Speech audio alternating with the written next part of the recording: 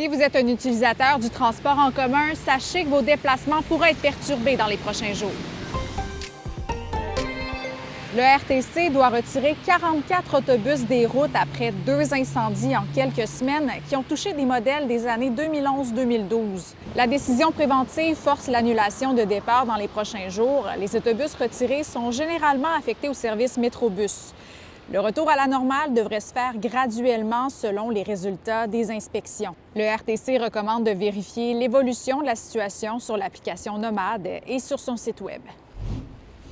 Il y aura une séance de conciliation aujourd'hui entre la Ville de Québec et l'École bleue qui sont en grève générale illimitée depuis bientôt une semaine. Le conflit se poursuit entre l'École bleue et la Ville de Québec. Donc, l'École bleue sont toujours en grève. Présentement, ils font du piquetage près de l'incinérateur de Québec. L'objectif, c'est un peu symbolique, c'est de ralentir les camions qui viennent porter des chargements. Sinon, il y a encore des conséquences, surtout pour les installations sportives de la Ville. Je parlais avec des associations de hockey qui disaient qu'avec la semaine de lecture, on avait réussi à replacer certaines parties, mais c'est encore difficile pour les pratiques. C'est difficile aussi pour les gens qui font de la natation dans les piscines. Alors, pour l'instant, les deux parties semblent assez éloignées d'une entente. Il y a de la conciliation depuis 9 heures ce matin avec un représentant du ministère du Travail. Mais écoutez, ce que la Ville nous dit, c'est que sur 6 ans, ce qu'ils offrent, c'est 21,5 % d'augmentation. Et ce que dit le maire de Québec, c'est que ce serait 30 % que demande le syndicat sur 6 ans. Donc, vous comprenez qu'on n'est pas encore près d'une entente, du moins selon les indicateurs qu'on a. Donc, c'est un dossier à suivre.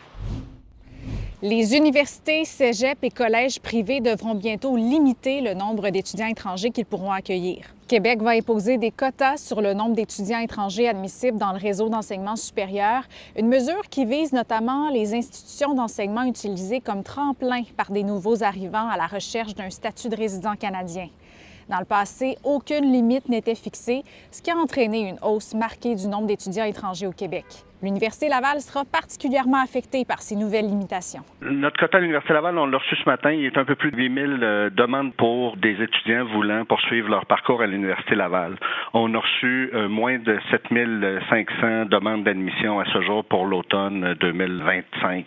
Ce sont des baisses substantielles. C'est préoccupant parce que ce sont des répercussions qui se font sentir sur plusieurs années, puisque les nouveaux étudiants viennent étudier pour des programmes de 2, 3 ou 4 ans. Le décret sur les quotas d'étudiants étrangers sera publié aujourd'hui à l'issue du Conseil des ministres à Québec. Et évidemment, on garde aussi un œil aujourd'hui sur le dévoilement de la programmation du FEC et sur la mise en vente des laissez-passer. Pour avoir toutes les dernières infos, ça se passe sur votre application RC Info.